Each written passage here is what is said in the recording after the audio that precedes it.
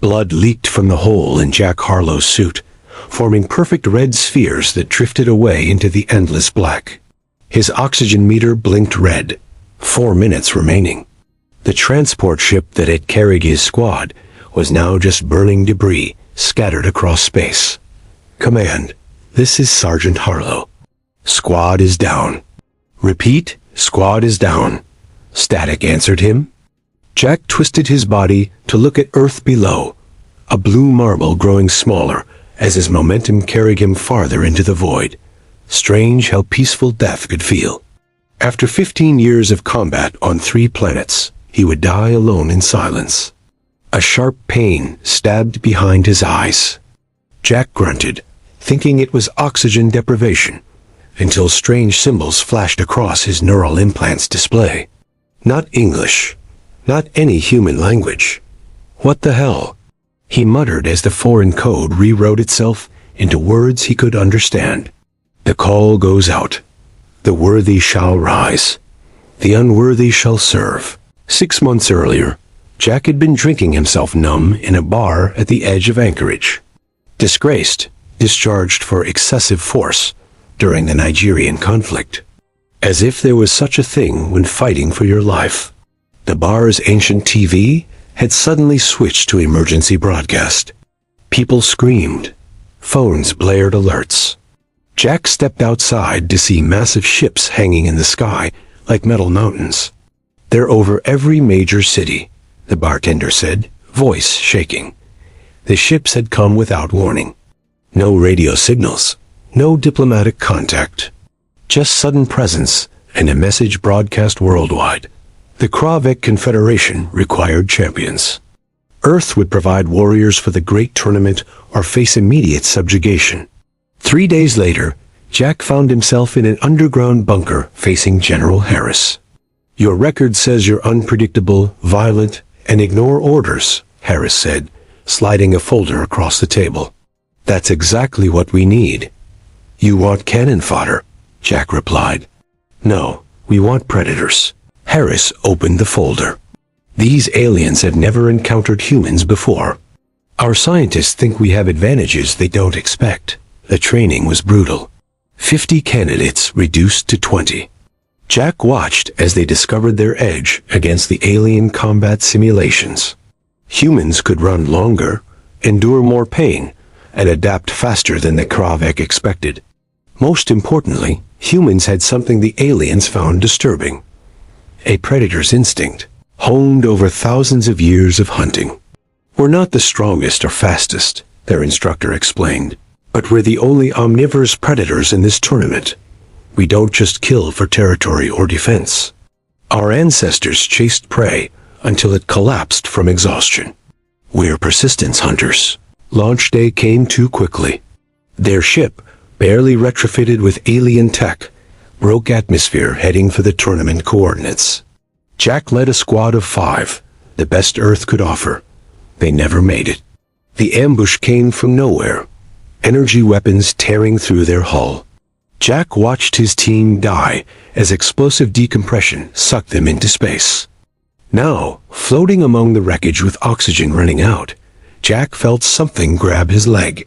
He looked down to see a metal cable wrapped around his ankle. It yanked hard, pulling him toward an unknown ship that had appeared silently beside the debris field. Through his fading consciousness, Jack saw the airlock open. A figure stood there, tall, with 4 arms and skin like polished obsidian. Not human, not Kravek either. The tournament demands fair play, a voice said directly into his mind as darkness took him. And humans are too interesting to lose so quickly. Jack woke with a gasp, hands clawing at his throat. The hole in his suit was gone. He lay on a metal table in a room with curved walls that glowed with soft blue light. The human awakens, said a deep voice. Jack turned to see a tall figure with 4 arms and skin like polished black stone. 2 yellow eyes studied him with clear intelligence. I am Zartal, tournament official, the alien said. Your transport was attacked by the Vextari. This violates our sacred rules. Jack sat up slowly, muscles aching. My squad? Dead. You alone survived. Jack's jaw tightened. 5 good soldiers gone. He swung his legs off the table and stood, swaying slightly. Why did you save me? Zartul's upper arms made a gesture Jack couldn't interpret. The Kravek invited humans for specific reasons. You are unique among the competing species. A wall panel slid open, revealing a window. Beyond it stretched an artificial world, so vast Jack couldn't see its edges. Massive structures rose from the landscape, and strange ships flew between them. The tournament grounds, Zartul explained, where you will prove humanity's worth. Or die trying, Jack muttered. Indeed. But you may be surprised by your advantages. Humans are the only omnivorous predators in the competition. Your psychological warfare capabilities are disturbing. A door opened at the far end of the room. Jack tensed, ready for a fight, but instead saw a familiar face. Sam? His brother stood in the doorway, wearing a uniform with strange symbols. The scientist looked thinner than Jack remembered, with new scars on his face. They told me you were dead, Sam said, voice tight with emotion. Nearly was. Jack moved forward, clasping his brother's shoulder. What are you doing here? Earth sent everyone with useful skills. I'm helping analyze alien tech. Sam lowered his voice. We need to talk privately.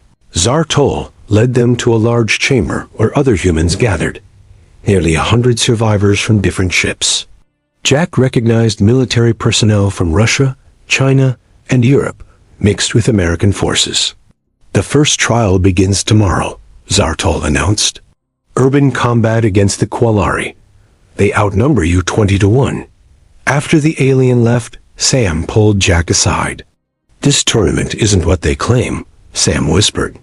I've been studying their systems. Something bigger is happening. Tell me. The Qualari are insectoid hive minds. They communicate through pheromones and have superior numbers, but they're afraid of the dark and rely on rigid battle formations. Jack nodded. Weaknesses we can exploit. I've developed something else. Sam showed Jack a small device. A neural interface that can tap into the tournament systems. We could access their battle plans, communications, everything. That sounds like cheating. It is.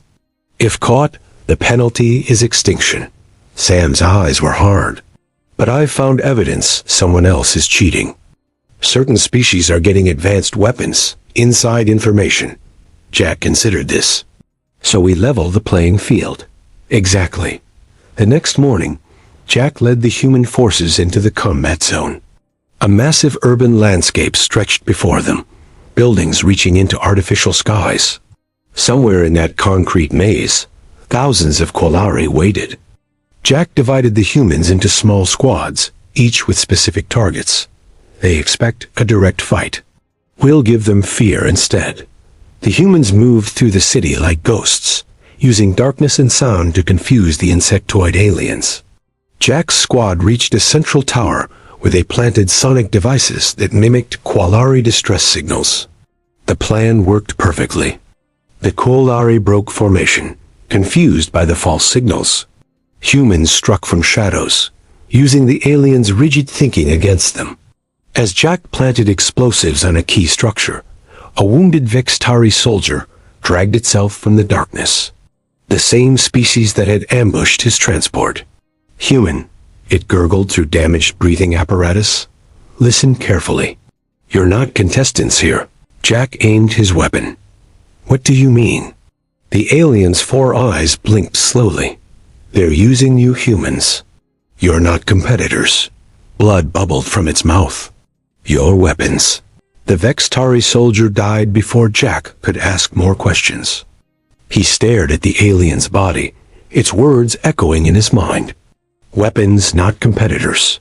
Sergeant Harlow, we need to move, said Diaz, one of his squad members. Enemy reinforcements incoming. Jack nodded, pushing the dead alien's warning aside for now. Plant the charges. We finished the mission. The explosives detonated across the city in perfect sequence. Qualari forces scattered in panic as their command centers collapsed. Human squads picked them off with brutal efficiency. When the dust settled, the humans had won their first trial. The cost was high, 37 dead, dozens wounded, but the alien observers were visibly shocked by humanity's performance. The second trial has been announced, Sam told Jack at their base camp that night. We're going into Vextari territory to retrieve some kind of artifact. Jack cleaned his weapon, a habit from years of combat. The same Vextari who ambushed us. Yes, the Kravek say it's to settle the blood debt. Sam lowered his voice. I've been using the neural interface. There's something strange about this artifact. It's giving off energy readings unlike anything I've seen. Jack assembled a team of 12 for the mission, the best survivors from the first trial. Among them was Karana, a four-armed warrior from a species called the Tolrak, who had fought alongside humans in the urban battle. Your tactics are unusual, Karana told Jack as they prepared their gear. My people fight with honor, face to face. Yours fight like shadow predators. We fight to win, Jack replied. Honor doesn't matter if you're dead. Karana's upper arms made a gesture of acknowledgement. The Kravik rarely hold tournaments. Only when they face great threats. What kind of threats? Unknown. The last tournament was 300 cycles ago, when the dark stars appeared at the galaxy's edge. The team moved out at dawn, crossing the border into Vextari territory. The landscape changed from urban ruins to dense jungle, with strange plants that seemed to watch them pass. Jack led them through the terrain, using Earth-jungle warfare tactics. The Vextari were formidable, six-limbed predators with natural camouflage and thermal vision, but they hunted in predictable patterns. They expect us to avoid their patrols, Jack told his team. So we'll go straight through them. The humans moved with a stealth that surprised even Karana. They slipped past Vextari outposts, using the dense vegetation for cover. Sam's voice came through Jack's comms. I'm tracking you from base camp. The artifact is 2 kilometers ahead, inside some kind of temple structure. Any idea what this thing is? Jack asked. The energy signature is organic in nature, almost like it's alive. The team reached a clearing where an ancient structure rose from the jungle floor. Stone and metal merged in impossible ways, covered with symbols similar to those Jack had seen in his neural implant. Wait, Sam's voice crackled with urgency. I'm detecting multiple Vextari signatures converging on your position. It's an ambush. Energy weapons fired from the jungle. 2 humans fell immediately. Jack signaled the team to scatter and return fire. Get to the temple, he shouted, providing covering fire as the others ran. Inside, they found a central chamber where a small crystalline object floated above a pedestal. It pulsed with inner light, changing colors rhythmically. I've got the artifact, Jack reported, reaching for it. Don't touch it. Sam yelled through the comm. Those energy readings just spiked. It's not just an artifact, it's a data storage device. It contains genetic information. The temple doors burst open. Vextari soldiers poured in, led by a massive commander with battle-scarred skin. I am Drakal, the commander announced. You humans have been deceived. What do you mean? Jack kept his weapon aimed at the alien's head. That device contains the genetic records of extinct species. The previous tournament. Winners. Drakal's voice rumbled with anger. The Kravik are dying. They need new genetic material to survive. That is the true purpose of their tournament. Outside, explosions rocked the jungle. Jack's comm crackled with emergency signals. Jack! Sam's voice was filled with panic. Base camp is under attack. They're not Vextari or Kravik. I've never seen these soldiers before. They're taking prisoners. The transmission cut off abruptly. Sam, Jack shouted. Sam, respond. Only silence answered. I need to get back to base camp, Jack said, his finger tight on the trigger. My brother is there. Drakal made a clicking sound with his mandibles. Your base is already lost. We have a common enemy now. Jack didn't lower his weapon. Why should I trust you? Because I could have killed you already. The Vextari commander signaled his troops to stand down. Take the genetic archive. I will show you the truth. Jack hesitated, then grabbed the crystal. It felt warm, almost alive in his hand. We move fast, he ordered his remaining team. Karana, take point with Dracul. Rodriguez and Shun, watch our backs. They fought their way through the jungle. Vextari and humans working together against unseen enemies that moved like shadows through the trees. 3 more humans fell before they reached a Vextari transport. The SciFI built this tournament arena as a testing ground, Dracul explained as they flew toward the human base. They harvest the strongest species to save themselves from extinction. And you knew this all along? Jack demanded. We discovered it after our last tournament. The Vextari were once numerous. Now we are few. The transport crested a ridge, giving them a view of the human base camp. Smoke rose from burning structures. Bodies lay scattered across the ground. No sign of the attackers. Land here, Jack ordered. We go in on foot. They moved through the ruins, finding dead humans and aliens alike. No survivors. These wounds, Karana observed, examining a body. Energy weapons, but nothing I recognize. Jack found a working terminal in the command center. He plugged in Sam's neural interface device, which he'd taken before the mission. I can track Sam's implant, he said, fingers moving across the alien keyboard. He's still alive, being taken underground. The screen showed a massive complex beneath the tournament grounds. The true Kravik facility, Dracul said, where they conduct their experiments. Jack turned to the survivors. I'm going after my brother. Anyone who wants to leave, now's the time. No one moved. Then we need a plan to infiltrate the most secure facility on this planet. They used Vextari tunneling vehicles to approach the underground complex from below. Jack led the assault team through maintenance shafts, while Karana created a diversion at the main entrance. The facility was massive, stretching for kilometers underground. They passed laboratories where alien scientists worked on strange equipment. Through observation windows, Jack saw holding cells filled with captured competitors. They're experimenting on everyone, Rodriguez whispered. Not just the winners. Jack checked the tracker. Sam is 2 levels down. They fought their way through security checkpoints, losing more team members with each engagement. The defenders used advanced weapons that seemed to predict their movements. Finally, they reached a massive chamber filled with glowing tanks. Inside each floated a body, some alien, some human, all connected to machines that pulsed with energy. Jack, Sam's voice called from across the room. His brother was strapped to a table, surrounded by Kravik scientists. Tubes ran from his body to a central machine. Jack raised his weapon, but before he could fire, a deep voice spoke from behind him. I wouldn't do that, human. Jack turned to see a Kravik unlike any he'd encountered. Taller, with skin that shifted colors like oil on water. The High Commander. Your brother is helping us save the galaxy, the commander said. As are you, by bringing us the genetic archive. My force isn't helping, Jack growled. You are right to fear us, human. The commander stepped closer. But you should fear what's coming even more. We're not the predators here. We're the prey. A screen activated on the wall, showing images of distant stars going dark one by one. The void approaches, the commander continued. It consumes everything.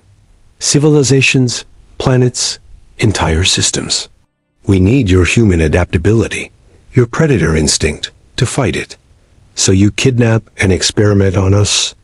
Jack kept his weapon aimed at the commander's head.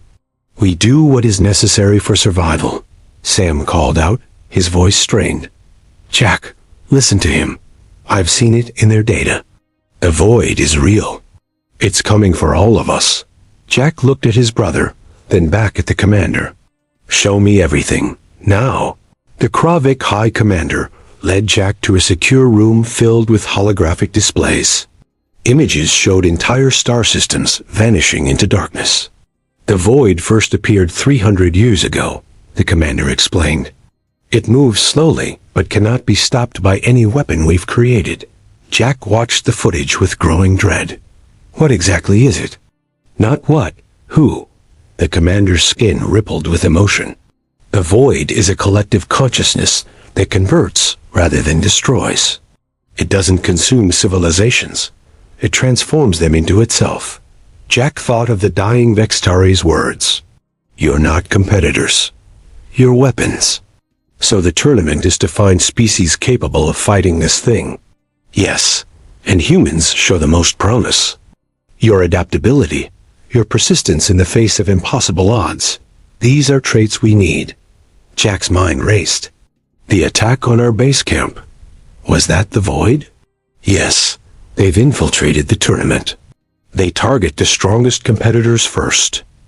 Jack returned to the laboratory, where Sam remained connected to the machines. His brother's eyes now had a strange darkness to them.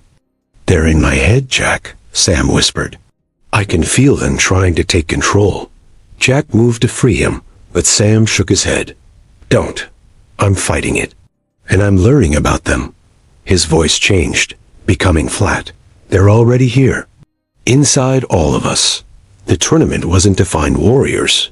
It was to identify which species could be turned into the perfect infiltrators. Sam's body convulsed. Jack held him down as he thrashed against the restraints. A neural interface, Sam gasped between spasms. It can be modified to disrupt the control signal. Alarms blared throughout the facility. The Kravik commander rushed in. The void forces have breached our outer defenses. They're everywhere. Jack made his decision. Release the other humans. Give us weapons. We'll fight with you, but as allies, not test subjects. Agreed, the commander said without hesitation. Within hours, the tournament arena became a battlefield. Void-controlled beings from all species attacked in waves. They moved with unnatural coordination, their eyes black and empty.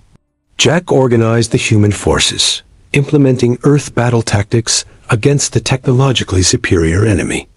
They used terrain, improvised traps, and psychological warfare to devastating effect. Sam worked with Kravik scientists to modify his neural interface, fighting his own internal battle against the Void's influence. The transmission network, Sam told Jack, during a brief respite between attacks. We can use it to broadcast a kill signal to all Void-controlled beings. But someone needs to reach the main hub. I'll go, Jack said immediately. It's suicide, Jack. And there's something else. Sam's eyes cleared momentarily. Earth has already been infiltrated. The Void reached our planet months ago. Jack felt cold dread. How do you know? I can see through their network. Major cities are already under their control. Jack assembled a strike team, the last human survivors plus Karana and a handful of Vextari, led by Drakal. The hub is at the center of the arena, Jack briefed them. We fight our way in. Sam activates the signal, we get out. The battle was brutal. They lost half the team reaching the hub. Inside, Jack held off waves of Void soldiers while Sam connected himself to the transmission equipment. This will kill me, Jack, Sam said calmly. The feedback will destroy my brain. There has to be another way. There isn't, Sam smiled sadly. Make them pay for what they've done to us. The signal activated. Throughout the arena, Void-controlled beings collapsed. Sam's body arched in pain, then went still. In the aftermath, the Kravik offered humanity full membership in their confederation. Advanced technology, protection, a place among the stars. Jack stood before the assembled alien leaders, his brother's neural interface in his hand. We're not joining your confederation, he said firmly. We're going home to save our planet. And we're taking the fight to them. The Kravik commander nodded slowly. What do you require? Ships, weapons, everything you've got. 1 month later, Jack stood on the bridge of Earth's first true warship, built with alien technology, but human ingenuity. Behind it floated a fleet of similar vessels, crewed by humans and allied species. The Void thought they were hunting easy prey when they found humanity, Jack told the assembled warriors. They're about to learn what it means to become the hunted. The fleet jumped to lightspeed, carrying humanity's answer to the greatest threat a galaxy had ever known.